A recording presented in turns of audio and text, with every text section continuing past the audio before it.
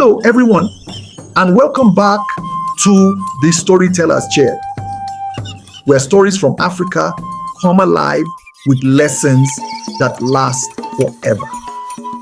Today, we travel to the beautiful land of Ethiopia, one of the oldest nations in the world, filled with mountains, valleys, and stories passed down through generations.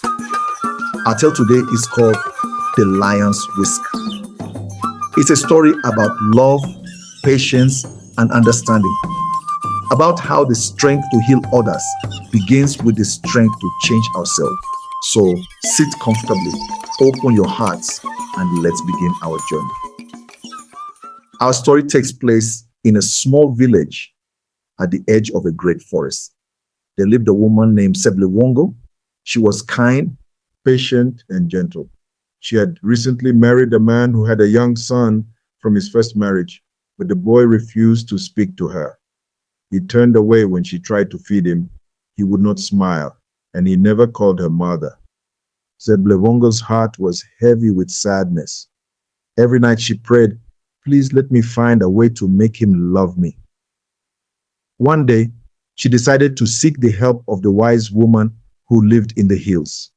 Known for her knowledge of plants, magic, and the ways of the heart, Seblewongel climbed the long path to the wise woman's hut. When she arrived, she bowed respectfully and said, "Wise mother, my heart is troubled. My husband's son will not speak to me. I have tried kindness, gifts, and stories, but he turns away. What can I do?" The wise woman listened quietly, then nodded. "Love is a powerful thing, child," she said, "but love must be earned. I can make you a charm to soften his heart.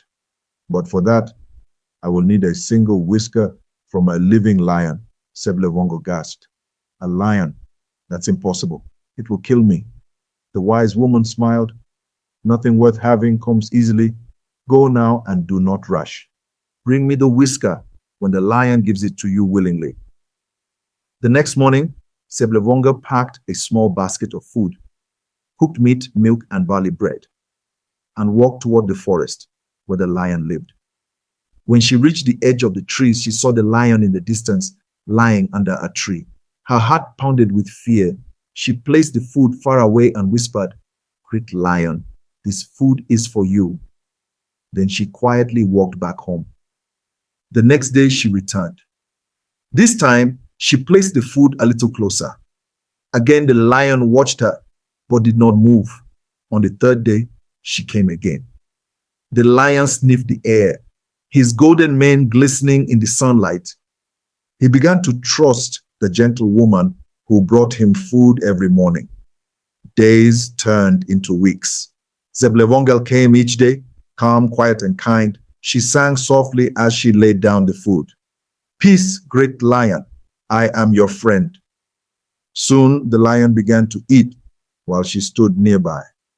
Then one day he walked toward her, slowly, gracefully. Her knees trembled, but she did not run. She bowed her head in respect.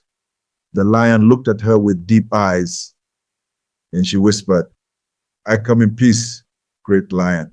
She reached out her hand and gently touched his mane. The lion purred softly. With a calm breath, she plucked one whisker from his face, quickly but gently. The lion did not growl. He only blinked and turned back to his resting place.